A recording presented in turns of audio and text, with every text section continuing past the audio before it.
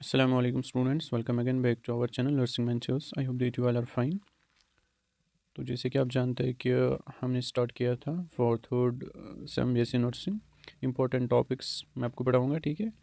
तो कुछ टॉपिक्स मैंने पढ़ाए थे MSN में, ठीक है। इंपॉर्टेंट कुछ टॉपिक्स अभी उसमें कुछ रह गए हैं, तो इंशाल्लाह पहले हम इसके टॉपिक्स पढ़ेंगे, माइक्रोबायोलॉजी के इंपॉर्टेंट टॉपिक्स, क्योंकि बहुत सारों ने मैसेज की थी पहले ये पढ़ाई है, ठीक है। इसलिए मैंने ये उठाया, हमने इम्यूनिटी चैप्टर उठाया था, उसमें हमने एक लेक्चर दिया। अब हमारा जो है इम्यूनिटी का सेकंड लेक्चर है आज का, वो टॉपिक है हमारा इम्यूनोग्लोबिन, इसका स्ट्रक्चर एंड इनके टाइप्स, ठीक है।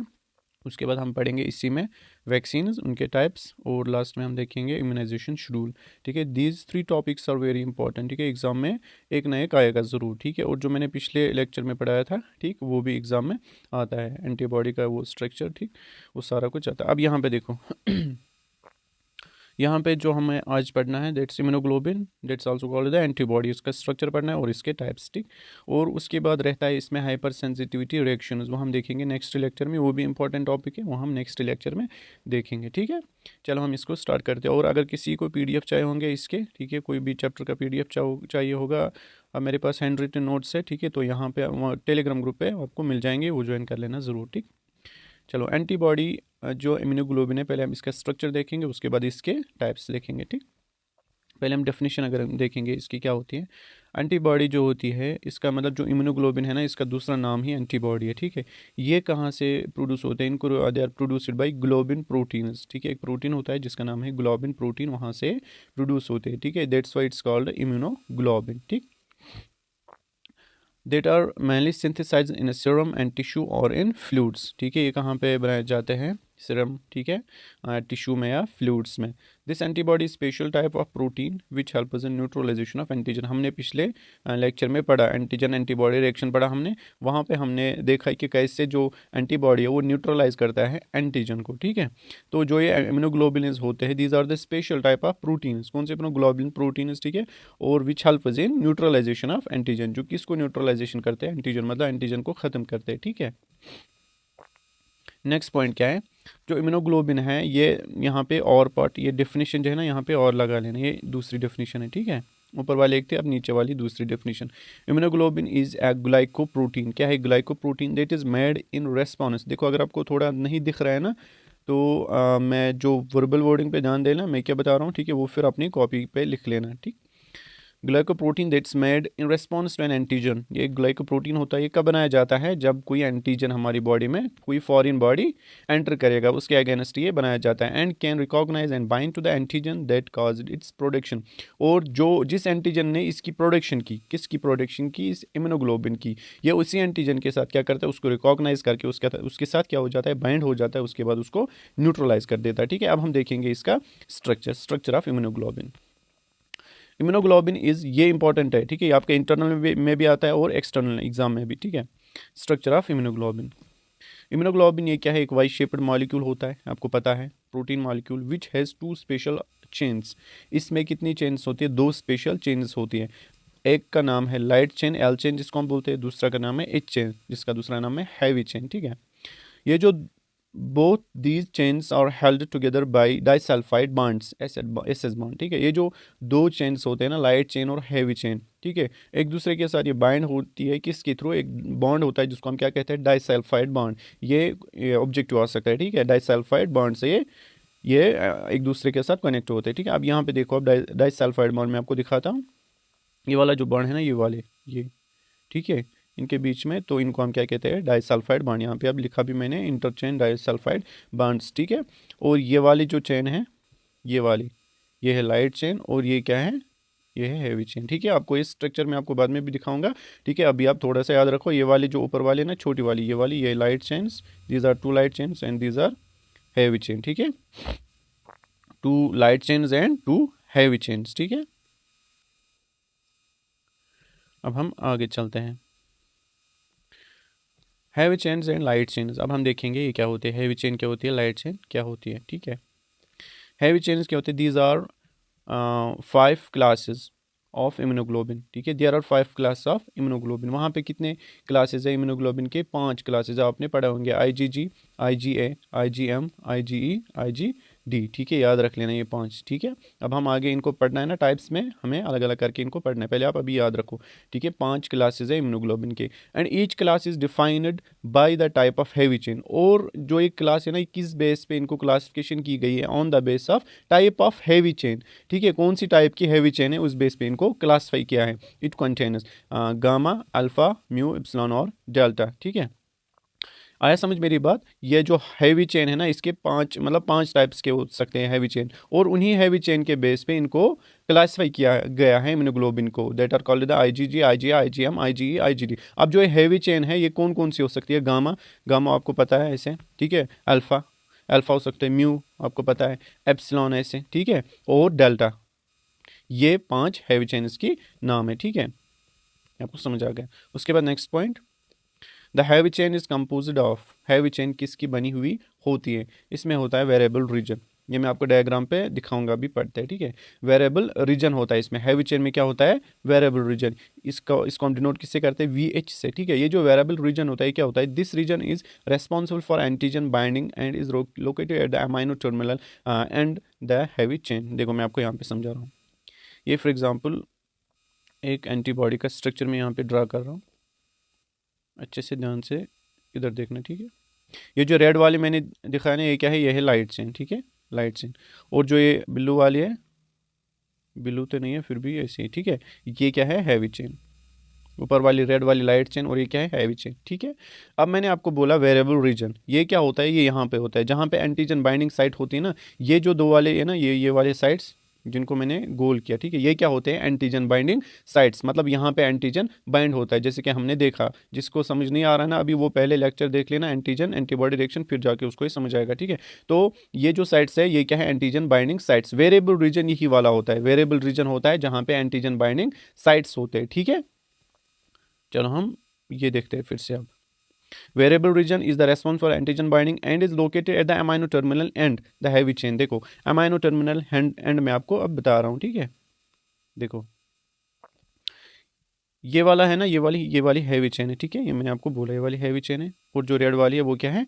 वो है लाइट चेन, और these two are connected through disulphide bonds, और ये वाले भी, ठीक है। डाइसल्फाइड बॉन्ड्स ऐसे होते हैं, ठीक है। फॉर एग्जांपल ये एक है, आप एग्जाम में ऐसे बनाना, ठीक है, ऐसे SS, ठीक है, SS डाइसल्फाइड बॉन्ड। और यहाँ पे भी अगर ये रेड है,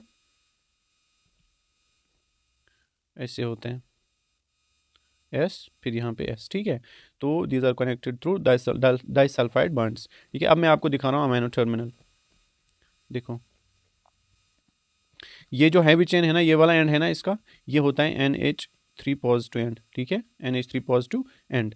इसको हम क्या कहते हैं? अमाइनो टर्मिनल, ठीक है। और जो लोअर वाला होता है, ये होता है COO नेगेटिव, कार्बोक्सी टर्मिनल, ठीक है।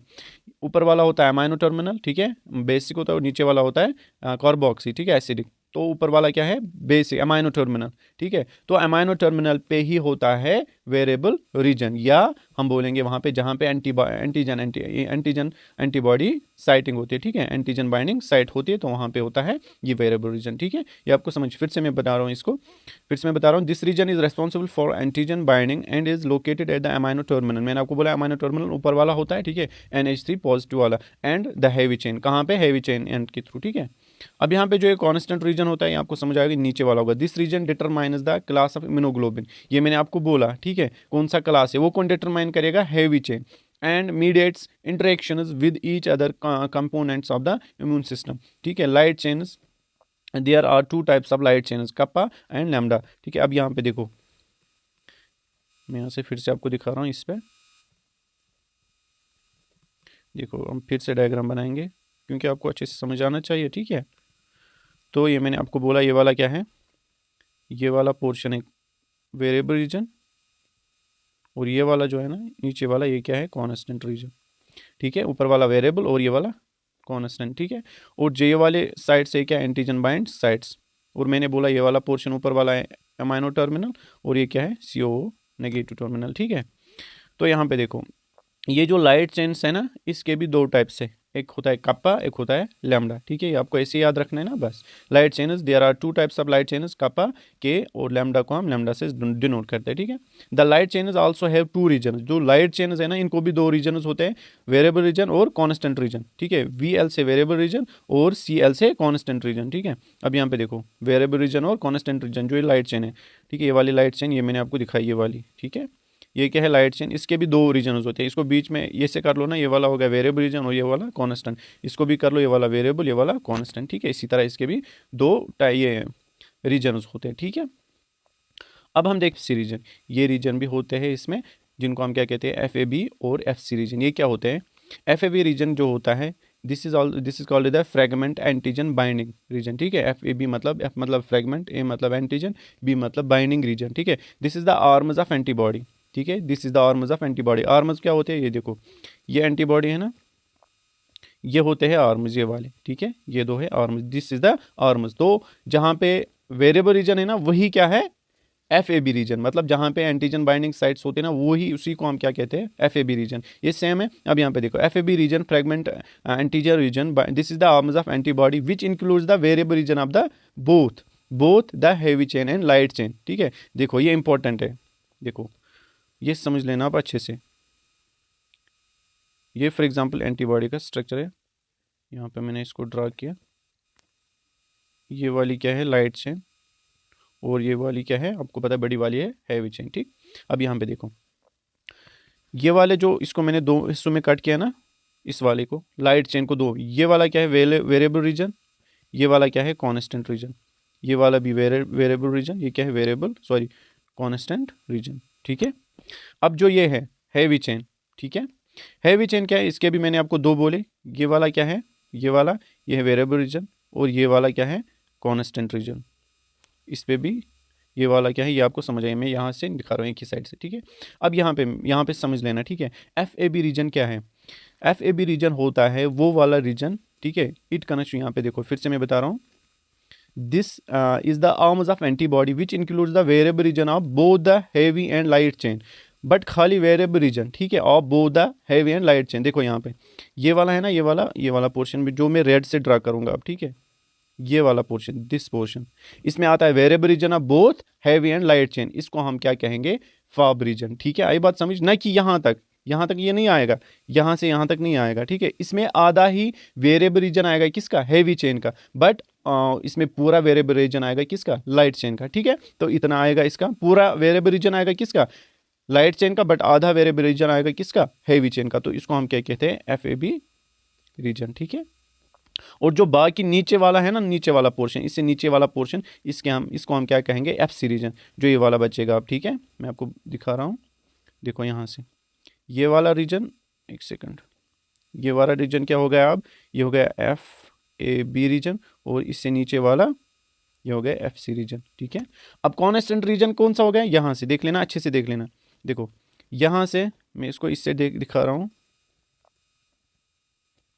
यहाँ से लेके यहाँ तक इस वाली लाइन तक हो गया कांस्टेंट रीजन, इससे नीचे आ गया ये हो गया कांस्टेंट रीजन, ये हो गया वेरिएबल रीजन, सॉरी CL या CR से भी डिनोट कर सकते, CR और वेरिएबल रीजन, ठीक है। अब FAB और CR में क्या फ़र्क है, FAB रीजन में क्या इसमें ये आता है, इसमें खाली आधा आता है वेरिएबल रीजन किसका, हैवी चेन का, ठीक है। यहाँ पे आप देख सकते हैं, इसको मैं अगर कट करूँ बीच में, तो हैवी चेन जो लाइट चेन है इसका पूरा आता है वेरिएबल रीजन FAB रीजन में, बट जो हैवी चेन है इसका आधा ही आता है वेरिएबल रीजन FAB रीजन में। ये कंफ्यूजिंग है, देखो जो हैवी चेन है इसका वेरिएबल रीजन कहाँ तक है, रेड से मैं दिखा रहा हूँ, देख लेना, रेड से मैं दिखा रहा हूँ, ठीक है। यहाँ से यहाँ तक इसका क्या है वेरिएबल रीजन हैवी चेन का, बट इसका आधा ही आता है ना FAB रीजन में। बट जो FC रीजन है it includes the constant region of this heavy chain, ठीक है। इसमें कांस्टेंट रीजन आता है किसका, हैवी चेन का, ठीक है, और लाइट चेन का भी आधा आता है, ठीक है। आई बात समझ, तो ये आपको समझ आया होगा। अब यहाँ से हम आगे चलते हैं। These regions are responsible for binding to the specific antigen, इसीलिए इसमें आधा ही आता है हैवी चेन का, क्योंकि जो एंटीजन बाइंडिंग साइट होती है वो इसी आधे पे होती है। जो हैवी चेन का जो वेरिएबल रीजन है ना आधा उसी पे होती है, और लाइट चेन का भी वो आधा उसमें भी होती है, उस पर भी होते हैं क्या एंटीजन बाइंडिंग साइट्स, ठीक है, for the binding to the specific antigen. Each immunoglobin has two FAB regions, हर एक इम्यूनोग्लोबिन को कितने रीजन्स होते हैं, कितने फॉब रीजन्स होते हैं, 2। तो अगर 2 फॉब रीजन्स है, एक फॉब रीजन पे एक बाइंडिंग साइट होगी, दूसरे पे 2, तो एक इम्यूनोग्लोबिन पे 2 एंटीजन बाइंड कर सकते हैं, ठीक है। यहाँ पे देखो, 1 for each antigen bind site, so each antibody can bind to 2 identical epitopes। Epitope किसको कहते हैं, एंटीजन, जहाँ पे एंटीबॉडी एंटीजन के साथ बाइंड होती है ना, उसको एपिटोप कहते हैं। और जिस वाली साइड पे एंटीजन एंटीबॉडी पे बैठेगा उसको हम क्या कहेंगे, पैराटोप। ये मैंने आपको पढ़ाया, ठीक है। तो 2 एपिटोप्स वहाँ पे हो सकते हैं, एक एंटीबॉडी पे, मतलब आइडेंटिकली ये एपिटोप्स, ठीक, वहाँ पे बाइंड हो सकते हैं। एफसी रीजन, एफसी रीजन क्या होता है, मैंने आपको बोला फ्रेगमेंट क्रिस्टलाइन रीजन होता है। दिस इज द सिटम, मैंने आपको बोला नीचे वाला पार्ट जो होता है उसको हम एफसी रीजन, मैंने अभी आपको दिखाया, of antibody made up of constant region of heavy chain, ठीक है। मैंने आपको बोला constant region of heavy chain का बना होता है।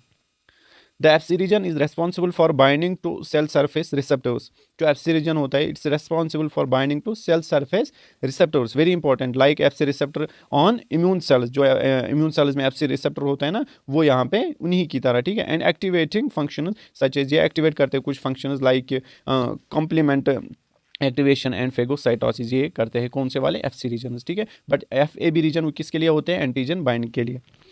हिंज रीजन, अब यहाँ पे हिंज रीजन क्या है, देखो यहाँ पे ये वाला जो है ना, ये वाला मैं रेड से दिखा रहा हूँ, ये वाला रीजन, ये वाला रीजन यहाँ पे हिंज जैसा बना है, ठीक है। यहाँ से आपको समझ आएगा अच्छे से। ये फॉर एग्जांपल एंटीबॉडी है, ये वाला जो रीजन है ना, ये वाला, इसको हम क्या कहते हैं, हिंज रीजन। ये किसके लिए है, ये भी इंपॉर्टेंट है, इसमें फंक्शन मैंने यहाँ पे लिखा है। हिंज रीजन प्रोवाइड्स फ्लेक्सिबिलिटी देता है, ठीक है, टू द एंटीबॉडी स्ट्रक्चर। जो एंटीबॉडी का स्ट्रक्चर है ना, उसको फ्लेक्सिबिलिटी देता है। जिस तरह हमारा जो नी ये ना, सॉरी, एल्बो जॉइंट है, वो भी है ना, ये जॉइंट एक जैसा, ठीक है। तो उसको हम क्या देते हैं, फ्लेक्सिबिलिटी देते हैं ना हमारे एल्बो जॉइंट को। इसी तरह यहाँ पे जो हिंज जॉइंट है, ये फ्लेक्सिबिलिटी देता है एंटीबॉडी के स्ट्रक्चर को, ठीक है। अब यहाँ पे जो स्ट्रक्चर है इसको आप देख लेना अच्छे से, मैंने यहाँ पे अच्छे से बनाया। देखो यहाँ पे फिर से मैं समझा रहा हूँ। देखो ये वाला पोर्शन क्या है, ये वाला है वेरिएबल रीजन, आपको समझ आया, कॉन्स्टेंट रीजन। यहाँ पे एंटीजन बाइंडिंग साइट है, ठीक है। और यहाँ पे डाइसल्फाइड बॉन्ड्स हैं, यहाँ पे फॉब रीजन यहाँ से, ठीक है। और यहाँ से एफसी रीजन, ठीक, ये आपको समझ आया। अब हम देखेंगे टाइप्स ऑफ इम्यूनोग्लोबिन, इसके टाइप्स हम अब देखेंगे, ठीक है। There are 5 types of immunoglobin, ये मैंने आपको बोला। पहला जो है इसको आप याद रख लेना ऐसे, गामडे, GAMDE, ठीक है। IgG, IgA, IgM, IgD, IgE, ठीक है। और ये किसका ये मतलब इसकी याद रख लेना ऐसे ही है, ठीक है। गामडे याद रख लेना, आपको ये याद आ जाएगा फिर। अब यहाँ पे देखो पहला क्या है, IgG। अब हम इनको एक एक करके पढ़ेंगे, ठीक है। IgG क्या होता है, it is most abundant antibody, most abundant है because it is 70 to 80% of total immunoglobulin. कितना होता है इसका percentage, 70 to 80% of total immunoglobulin, ठीक है। तो एबंडेंट है IgG, इसीलिए मैंने आपको गामडे याद रखा है ना। पहला क्या है, पहला एबंडेंट कौन है, G, फिर क्या है A, फिर क्या है M, फिर क्या है D, लास्ट में क्या है E, ठीक है। सबसे ज़्यादा है G, सबसे कम है E। इसी तरह it has a 23 day life span, ठीक है, it has a 23 day life span. IgG is a very special type of antibodies which can cross the placenta, ठीक है, ये क्रॉस कर सकता है placenta, ठीक है, and enter in fetus and provide immunity, और fetus में जाके ये प्रोवाइड करता है immunity, ठीक है। It's active during secondary immune response, मैंने आपको पढ़ाया ना पिछले लेक्चर में, प्राइमरी इम्यून रेस्पॉन्स और सेकेंडरी इम्यून रेस्पॉन्स। प्राइमरी कब होता है, जब फर्स्ट बार किसी एंटीजन के साथ हमें इंटरेक्शन होती है, हमारी बॉडी को उसके खिलाफ एंटीबॉडी बनाती है, बट इट टेक्स मतलब टाइम, ठीक है, टू रिकॉग्नाइज द एंटीजन। उसके खिलाफ जब एंटीबॉडी बनाते हैं, फिर जाके जब सेम अटैक होता है ना उसी एंटीजन का, ठीक है, हमारी बॉडी ने एंटीबॉडी जो बनाई होती है उसके खिलाफ, फिर जाके वो जो सेकेंडरी इम्यून रेस्पॉन्स होता है वो जल्दी होता है, ठीक है, रैपिड होता है। And it has ability to active complement fixation by classical pathway, ठीक है। नॉर्मल रेंज क्या है इसकी इन सीरम 88 to 16 mg/dL, ठीक है। उसके बाद IgM, ठीक है, IgM is very effective antibody which has highest molecular weight about 1 lakh, यहाँ पे लिखा है, ठीक है, 1 lakh डाल्टन, याद रख लेना, इसका मॉलिकुलर वेट है। नॉर्मल रेंज कितने इसकी 0.5 to 2 mg/dL। First antibody produced in response to new antibody, यहाँ पे एंटीजन लिख लेना, ठीक है, एंटीजन या एंटीबॉडी एंटीजन लिख लेना यहाँ पे, एंटीजन, ठीक है। Antigen produce in response to new antigen, sorry इस वाले पे लिख लेना, इस वाले पे एंटीजन, देखो ये है ना यहाँ पे एंटीबॉडी, ऐसी यहाँ पे एंटीजन लिख लेना, दूसरे यहाँ पे एंटीजन, ठीक है। रेस्पॉन्स टू न्यू एंटीजन, ठीक है, and provide short term protection, ठीक है, short term protection, secondary immune response found in blood and lymph fluids, it's produced by IgG, और जो है आईजीएम है ना, इसको कौन प्रोड्यूस करता है, आईजीजी। उसके बाद नेक्स्ट है आईजीए, सेकंड मोस्ट अबंडेंट, मैंने आपको बोला ना जीएएम, ठीक है, तो पहले पे जी, उसके बाद ए, उसके बाद एम, ठीक है, फिर डी, फिर E. Second most abundant antibody, normal range कितनी इसकी 0.6 to 4.2 mg per decilitre. Its main function क्या है, इट प्रोटेक्ट्स म्यूकोसल मेम्ब्रेन जो होता है ना, उसको प्रोटेक्ट करता है किससे, माइक्रो ऑर्गेनिज्म से, ठीक है, कोई भी म्यूकोसल मेम्ब्रेन होगा। Found also in saliva and tears, ठीक है, इनमें पाया जाता है। They may also use it to check, जो ये होता है ना डॉक्टर्स, वो क्या कर सकते हैं, they may also use to check for auto immune condition such as arthritis या लंप्स, किसी को होगा ना, तो अगर वो इसको देख सकते हैं कि इसको आईजीए को, उससे पता चल सकता है कि ऑटो इम्यून कंडीशन है कि नहीं, किससे, आईजीए से, ठीक है। अब नेक्स्ट जो है फोर्थ है आईजीडी, ठीक है, आईजीडी क्या होता है, IgD structure is same as IgG, इसका स्ट्रक्चर होता है सेम, ये ऑब्जेक्टिव आ सकता है, ठीक है, किसका स्ट्रक्चर सेम है, आईजीजी से, आईजीडी का। इट्स नॉर्मल रेंज क्या है, 3 mg टू 3 mg पर 100 ml इन सीरम, ठीक है, 3 mg पर 100 ml in serum. Molecular weight कितना है, 18, एक सेकंड, 1,80,000, ठीक है। Found on surface of B lymphocytes, ठीक है, इन पे पाया जाता है, and in small amounts in blood, serum में भी पाया जाता है, ठीक है। IgD acts as an antigen receptor on B lymphocytes and signals for B lymphocytes to activate and participate in immune defense। देखो जो IgD है ना, it acts as antigen receptor, ठीक है, antigen receptor on B lymphocyte. जो IgD होता है ना, ये हमने बोला एंटीबॉडी पे रिसेप्टर होते हैं जहाँ पे बाइंड होता है, ठीक है, कौन, एंटीजन। तो ये किस पे होता है, बी लिम्फोसाइट्स पे, आईजीडी, वहाँ पे जहाँ एंटीजन आएगा तो वहाँ पे बाइंड हो जाएगा in order to activate and participate in immune defence, ठीक है। जो बी सेल्स होते हैं फिर वो एक्टिवेट हो जाएंगे और पार्टिसिपेट करेंगे इम्यून डिफेंस में, ठीक है। IgE structurally same as IgG, किसके मतलब जो स्ट्रक्चर है सेम होता है किसके जैसे, आईजीजी के। मॉलिक्यूलर वेट कितना है, 1,90,000, ठीक है। It fights against different infections if due to any condition its level reduces, अगर इसकी लेवल IgE की लेवल कम हो जाएगी, इसकी वजह से क्या होता है, टाइप 1 हाइपर सेंसिटिविटी रिएक्शन, ये हमें पढ़ना है। हाइपर सेंसिटिविटी रिएक्शन में 4 टाइप्स होते हैं, वो हमें अलग से पढ़ना है नए लेक्चर में, ठीक है। अस्थमा हो जाता है अगर इसकी कम हो जाएगी, इसकी ये लेवल कम हो जाएगी, तो फीवर, इचिंग एक्स्ट्रा हो सकता है इसकी वजह से। नेक्स्ट जो हमारा टॉपिक है दैट्स वैक्सीन। देखो अब हम देखेंगे वैक्सीन और इसके टाइप्स भी पढ़ेंगे, लास्ट में हमें देखना है इम्यूनाइजेशन शेड्यूल, ठीक है। Vaccine is a biological preparation that improves immunity to a particular disease. देखो ये क्या वैक्सीन क्या होता है, मैंने पिछले लेक्चर में बोला वैक्सीन क्या होता है।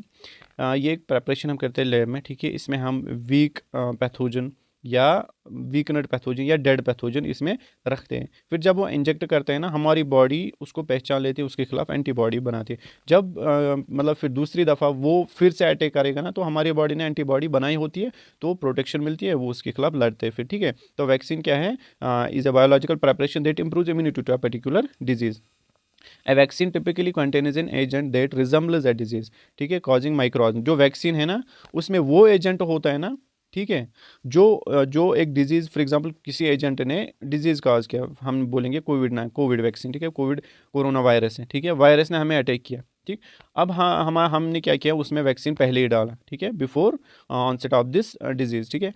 तो हमने क्या डाला, उसमें वैक्सीन डाला। तो वैक्सीन में क्या है, उसमें एक एजेंट है जो रिजेंबल करता है कोरोना वायरस से, ठीक है। जब वो हमने एंटर किया तो हमारी बॉडी ने उसके खिलाफ एंटीबॉडी बनाई, ठीक है। अब जब अच्छे से मतलब एक्चुअल में हमें वायरस हुआ तो हमारी बॉडी ने एंटीबॉडी बनाई होती है उसके खिलाफ, ठीक है, तो वो उसको किल कर लेता है फिर, ठीक है।